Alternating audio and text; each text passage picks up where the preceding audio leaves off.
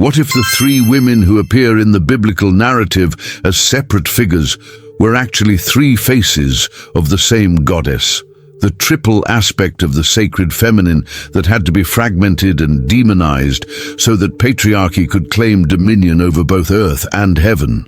In the monastery of St. Catherine at the foot of Mount Sinai, there exists a manuscript room where scholars are forbidden to enter without explicit permission from the Archbishop himself. And in that room, locked in a cedar chest bound with iron and sealed with prayers meant to keep curious hands away, there rests a codex written in Coptic that tells the story the Church Fathers worked for 2,000 years to erase.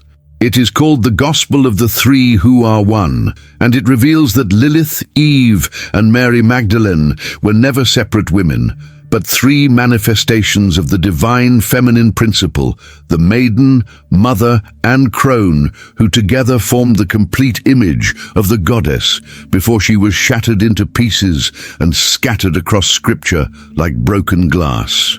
In the year 1952, a Coptic monk named Shenuda, who had spent 40 years copying manuscripts in perfect obedience to his vow of preservation, finally succumbed to the temptation that had haunted him since he first learned of the forbidden chest's existence. He waited until the monastery slept, until even the night prayers had fallen silent, and he used a key he had painstakingly forged over months of secret labor to open the lock that had held for centuries. His hands shook as he lifted the codex from its resting place, and when he opened the first page, he wept at the beauty of the illumination that greeted him.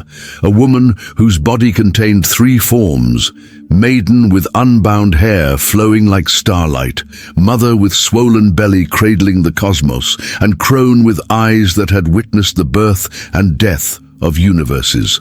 The text began with words that struck Shenuda's heart like lightning, seeking its natural ground. In the beginning, before the word was spoken, before light was separated from darkness, before the heavens were stretched above and the earth was laid below, there was the mother, and she contained within herself all possibility, all potential, all power. The patriarchs who came later called this chaos and declared it must be conquered, but those who remembered the old ways knew it as the womb, the sacred void from which all creation emerges and to which all creation returns. She had three faces because she governed the three great mysteries: birth, death, and transformation. The maiden brought forth new life, the mother sustained what had been born, and the crone guided all things back to the source when their time in form was complete. Shenuda read through the night, his trained scribe's eyes moving rapidly across the ancient script, his mind struggling to integrate what he was discovering with everything he had been taught during his decades of monastic life. The codex explained that Lilith was the maiden aspect, the wild feminine that refused to be tamed or subordinated, the one who said no to Adam's demand that she lie beneath him because she understood that the sacred union required equality, not hierarchy. When Lilith left the garden, the text revealed, it was not rebellion, but liberation. She went into the wilderness to reclaim her sovereignty, to remember her power, to become the guardian of all women who would choose freedom over security, truth over comfort, authentic selfhood over approved performance. The patriarchs, the codex continued, could not tolerate this narrative. A woman who chose herself over male authority threatened the entire structure they were building, so they made Lilith into a demon, a night monster who stole children and seduced men in their sleep. They took her refusal to submit and called it evil, the ancient scribe had written. They took her sexual sovereignty and called it demonic. They took her connection to the dark moon and called it witchcraft. But those who still practiced the old mysteries knew the truth. Lilith was the first initiate, the one who descended into the underworld of her own being and emerged transformed, no longer innocent but wise, no longer obedient but sovereign. Then came Eve, the second aspect, the mother who represented not just physical motherhood, but the nurturing principle itself, the one who fed and tended and sustained. But the codex told a story of Eve that bore little resemblance to the Genesis account. Eve did not doom humanity through disobedience, it proclaimed. Eve liberated humanity through consciousness. The serpent who approached her was not the enemy, but the teacher, the ancient symbol of wisdom and transformation that had been revered in goddess religions for thousands of years before the Hebrews arrived in Canaan. When Eve ate from the tree of knowledge, she was participating in an initiation, a sacred rite that awakened her to the truth of her own divine nature. The fruit, the codex explained, was not literal but symbolic, representing the gnosis that comes when one pierces the veil of appearances and sees the deeper reality beneath. Before eating, Eve lived in unconscious unity, like a child who has not yet developed ego awareness. After eating, she gained the knowledge of good and evil, which is to say, she gained discernment, the ability to choose, the terrible and beautiful gift of free will. This was not a fall from grace, but a necessary descent into matter, into manifestation, into the realm where consciousness could explore itself through the infinite variations of experience. The Church Fathers, Shenuda read with growing understanding, had twisted this story to serve their purposes. They made the serpent into Satan, the tree into temptation, and Eve's choice into the original sin that condemned all humanity to suffering and death. They needed humans to believe they were fallen, the Codex stated plainly, because only the fallen need salvation, and only the Church could provide that salvation. If people understood that Eve's choice was actually the beginning of the great adventure of consciousness, that the knowledge she gained was the very thing that made humans capable of spiritual evolution, then the Church's claim to exclusive mediation between humanity and divinity would collapse. And then there was Mary Magdalene, the third aspect, the crone not in the sense of age, but in the sense of wisdom earned through experience, through descent into darkness and return to light, through death and resurrection. The Codex revealed that the Magdalene was not a repentant prostitute, but an initiated priestess, one who carried the complete teaching of the triple goddess, and who understood that Jesus himself was teaching the restoration of the sacred balance between masculine and feminine principles. She was his beloved, the ancient scribe had written, not in the diminished sense of romantic attachment, but in the sacred sense of being the one who mirrored his consciousness most completely, who understood the mysteries he taught because she had been prepared through her own initiations to receive them. She was the apostle to the apostles, not by accident but by design, because she embodied the feminine wisdom that was essential to the teaching, the gnosis that could only be transmitted from the crone aspect of the goddess to those ready to die to who they thought they were and be reborn as who they truly were. Shenuda's eyes filled with tears as he read the account of what happened after the resurrection, how the Magdalene had gathered the other women and some of the men who were open to learning from a female teacher, and how she had passed on the complete teaching, including the parts about the sacred marriage between masculine and feminine, the honoring of the body as temple rather than prison, the recognition that the kingdom of heaven was not a place to reach after death, but a state of consciousness to realize in this very life. But the Codex also documented the suppression that followed, how the male disciples, particularly Peter, grew resentful of Mary's authority and worked to diminish her role, how the Church Fathers in later centuries completed what Peter began, transforming the apostle into a prostitute, the teacher into a repentant sinner, the one who embodied the crone wisdom into a cautionary tale about female sexuality needing to be redeemed by male authority. If you enjoy these kinds of stories, make sure to like this video, subscribe to our channel, and turn on the notification bell so you never miss any of our content. And tell us in the comments where you are watching from. We would love to know. Shenuda closed the codex as dawn light began to filter through the narrow window of the manuscript room, and he sat in silence for a long time, feeling the weight of what he had discovered pressing against his chest like a physical force. Everything he had believed, everything he had taught during his years of service, was built on a foundation of deliberate distortion, truths inverted and scattered so that the pattern they formed would never be recognized by those who were not actively seeking it. He knew he could not speak of this openly. The manuscript was forbidden for good reason, locked away because its contents were too dangerous to the structures of authority that governed both church and society.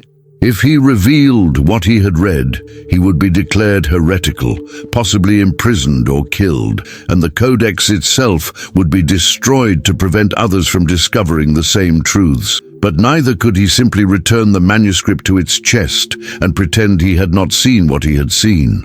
The knowledge was alive in him now, burning like a coal in his heart, demanding expression even if that expression had to be indirect, encoded, hidden in the same way that the truth itself had been hidden for so many centuries. He spent the next 3 years in deep contemplation, barely speaking, performing his copying duties mechanically while his real attention was turned inward, integrating what the codex had revealed. He began to see the triple goddess everywhere, in the phases of the moon that governed the monastery's liturgical calendar, in the 3 Marys who appeared at the crucifixion, in the Trinitarian formula itself, which echoed the ancient pattern of maiden, mother, and crone, even while claiming to be purely masculine.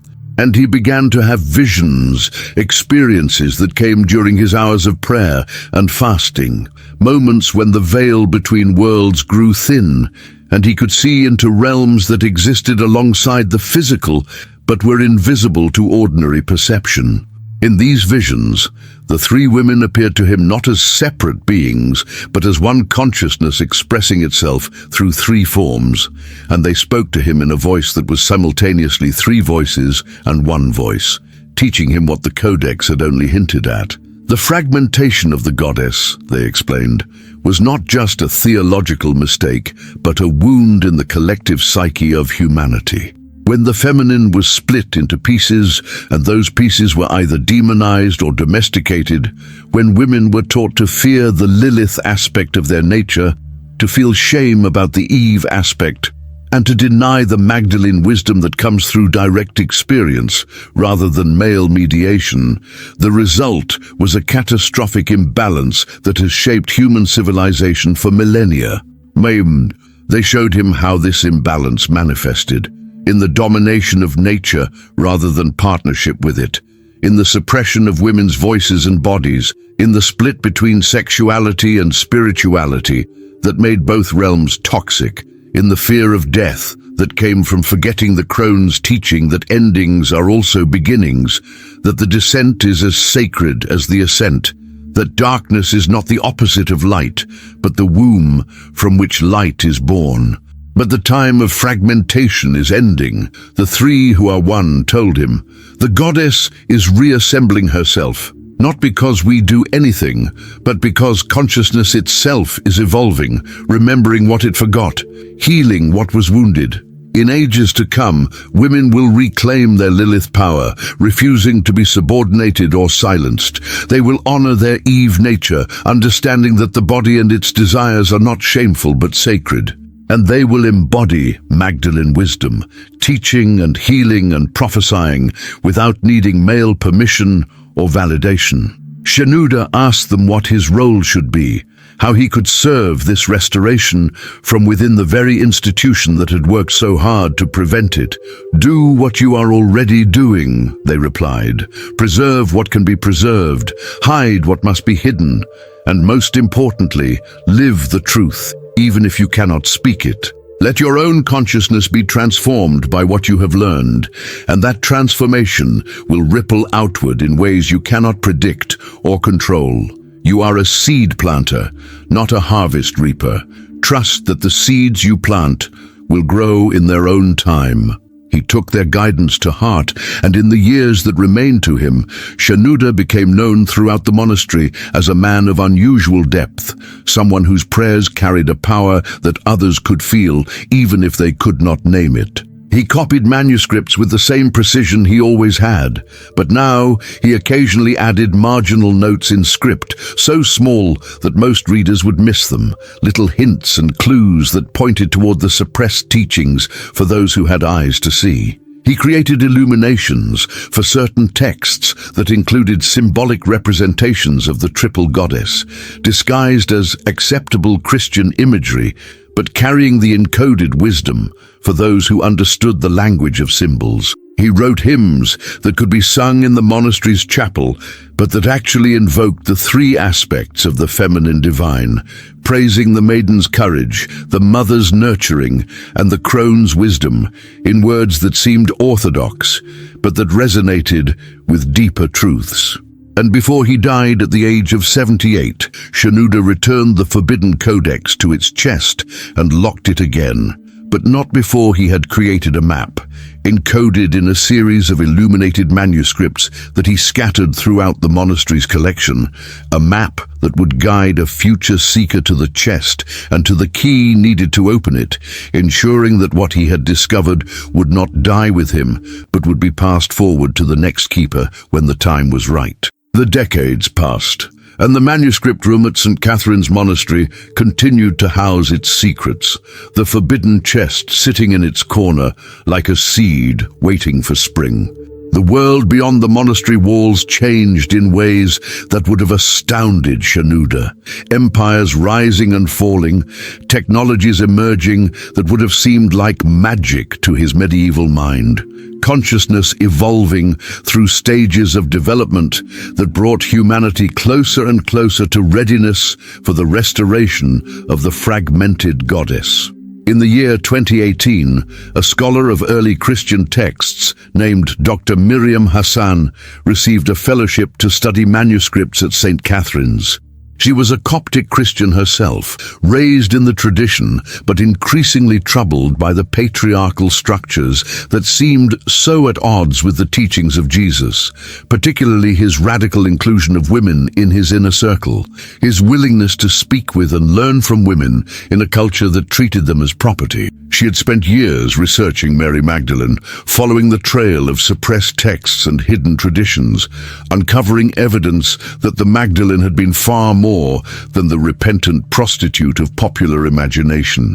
And she had begun to wonder if there was a connection between Magdalene and the even more ancient goddess traditions, if perhaps the demonization of women in Christian theology was linked to the earlier demonization of the feminine divine itself. When she arrived at the monastery and began working through the manuscripts, she noticed something curious in one of the illuminated psalm books that had been copied by a monk named Shenuda in the 13th century.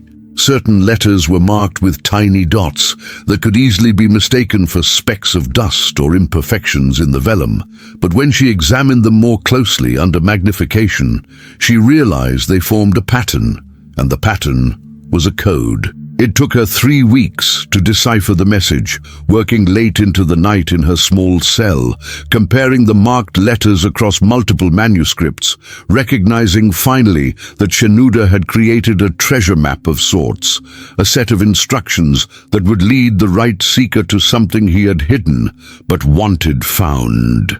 The map directed her to the manuscript room's western corner, to a chest bound with iron, and it provided the location where a key had been hidden behind a loose stone in the chapel's foundation. Miriam's hands shook as she retrieved the key and made her way back to the manuscript room in the hour before dawn, when the monastery was still sleeping. She opened the chest and lifted out the codex, and as she began to read, she felt the same shock of recognition that Shenuda had experienced 8 centuries earlier. Everything she had suspected, everything her research had pointed toward, was confirmed and elaborated in this forbidden text. Lilith, Eve, and Magdalene were 3 faces of the goddess, 3 aspects of the feminine divine that had been fragmented and suppressed so that patriarchal monotheism could establish its dominance. She read through the day and into the night, pausing only when absolutely necessary, absorbing the teachings like someone dying of thirst who has finally found water.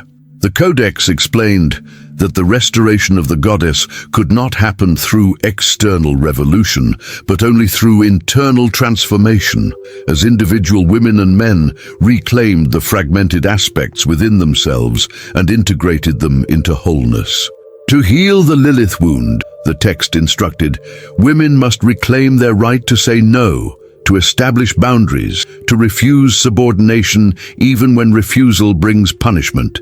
To heal the Eve wound, both women and men must recognize that consciousness raising is not sin, but sacred calling, that the serpent of wisdom is the ally, not the enemy, that embodiment is not curse, but blessing. And to heal the Magdalene wound, the teaching authority of women must be restored. Their direct experience of the divine must be honored without requiring male validation.